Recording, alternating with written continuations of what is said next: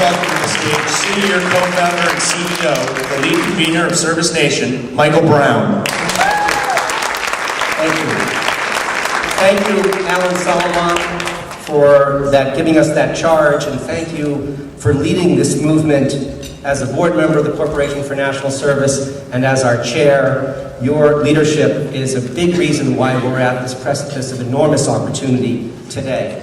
I am the final speaker for this lunch, and I want to just have a few concluding remarks. First, I want to thank all of the speakers who have given their time and their energy and their inspiration. What a powerful way to begin a most extraordinary conference, and I want to congratulate Michelle Nunn and the Corporation for National Service on everything that's about to happen the moment we walk out of this room. It's really remarkable that over 4,000 people are gathering in a recession to talk about service, to move it forward together. It's absolutely tremendous. I want to thank Leisha and Shannon for Target's and PricewaterhouseCoopers' support for making this lunch possible. Now, for service in America, if I could paraphrase Winston Churchill, who said about the cause for freedom that it is not the end or even the beginning of the end, the same is true for service and the transformative role it can play in our country. It is perhaps just the end of the beginning. That is the message that we have heard so powerfully today, and I know one that we will carry with us throughout the days ahead. We gather, as we know, at an unprecedented moment for service and civic engagement in America. We have an economy that is both generating more need and more compassion. AmeriCorps applications have tripled in just 1 year.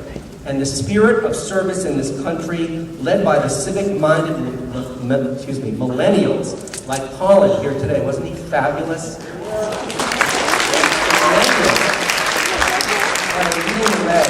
And in various times in our country, we've worried about whether or not we're keeping up with the Joneses. Well, the millennials are showing that we want to help the Joneses. And it's an extraordinary thing to be led by youth. It's something that inspires me every single day. What we are hearing today, and what we all understand, is that we have reached an inflection point to achieve the greatest impact. We must all do what is ever possible to achieve scale and the highest possible impact that we can have as separate organizations, and more importantly, as the builders of a service movement and this ServiceNation platform, with strategies and goals to work together. As Alan has said, we must work toward the day when the most commonly asked question of where will you serve? And as Leisha put it, how do you serve? To chart the way, we have bold leadership from the White House, from President Obama, who asked for and signed that Edward M. Kennedy Serve America Act in his first 100 days, and has announced United We Stand. And to the First Lady, who has made service one of her top priorities. She demonstrates it every single day. And just like, especially today, she'll be making a tremendously exciting keynote as soon as we leave here. Melody Barnes, we're so grateful to her for putting service at the center of the nation's domestic agenda and for establishing the breakthrough White House Office of Social Innovation led by Sonal Shah. And as Melody said, service is bipartisan in America. We're grateful to Senator Kennedy and to Senator Hatch and the overwhelming bipartisan members of Congress who voted for the Edward M. Kennedy Serve America Act. The passage of that act is a signature of this administration and this administration's belief in service and the fulfillment of what President Obama said during the campaign, that service would be, quote, the defining cause of his presidency. The Serve America Act is a 21st century platform for service and civic engagement in America. And with this act, service is being seen as offering civic-driven solutions to addressing challenges in education, in health, in clean energy, and poverty.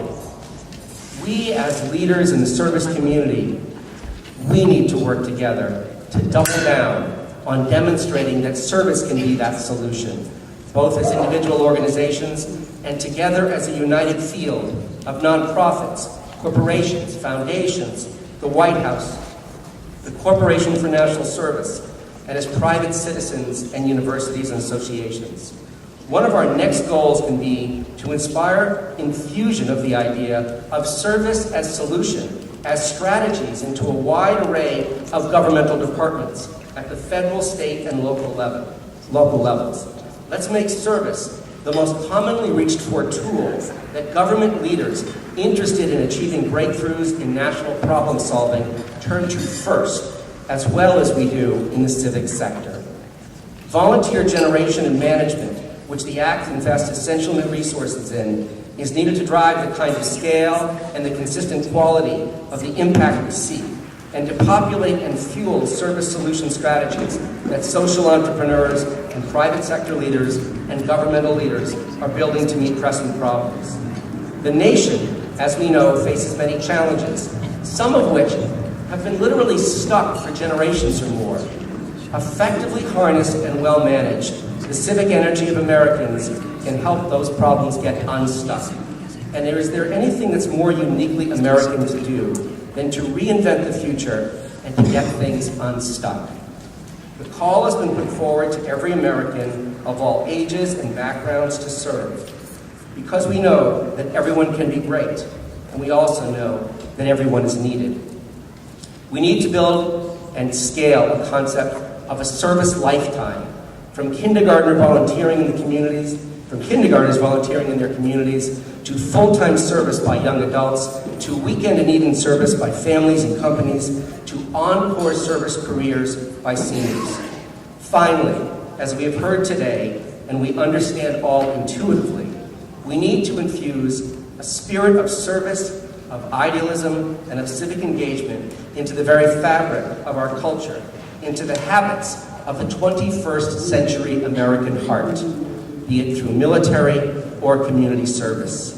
And to do this, we must infuse our national holidays with more personal and also more collective meaning through more service, from Thanksgiving to Martin Luther King Jr. Day, and now to September 11th, a national day of service and remembrance. And summer, which just started yesterday, as the Obama administration is leading so powerfully on, can and should be a season of service for all Americans. And of course, there is perhaps no more powerful way to weave service into the daily mindset of all Americans than by the work of the Entertainment Industry Foundation and all it is doing to tell service stories, inspire civic action through media that promotes service and idealism and civic engagement through its scripts, through its talents, and through its public service campaigns. I want to thank Lisa for bringing service to all Americans starting in October. I also want to thank Ariana for the work that she has done to bring service into the mainstream media in all of its formats over the last few years. What an exciting moment for service in America.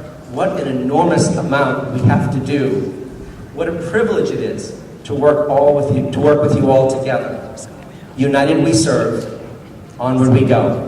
And as we leave here, I'm being asked that everyone should very quickly and orderly move into the plenary session so that we can all prepare to hear the First Lady of the United States, Michelle Obama. Thank you for being here.